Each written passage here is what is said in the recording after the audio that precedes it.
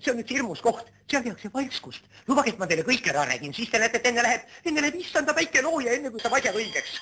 Teate, seal tehakse šokki. Seal on see Tõnisson, seal on see Toots, seal on see Aaberkukk ja nemad on kõik karjas minu vastu.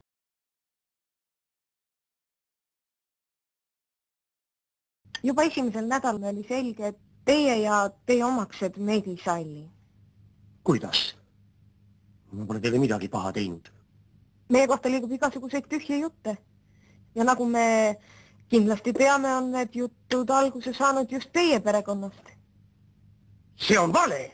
Meie perekonnas ei ole iialgi tühja juttu aetud. Kuulake mind. Igaüks meist tahab elada. Ja selleks on meil ainukene võimalus. Töö. Ei noh, igatahes. Ilmtingimata.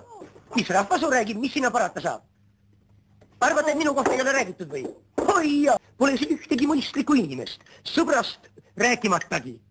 Ei ela siin nagu null. Mitte midagi ei või rääkida.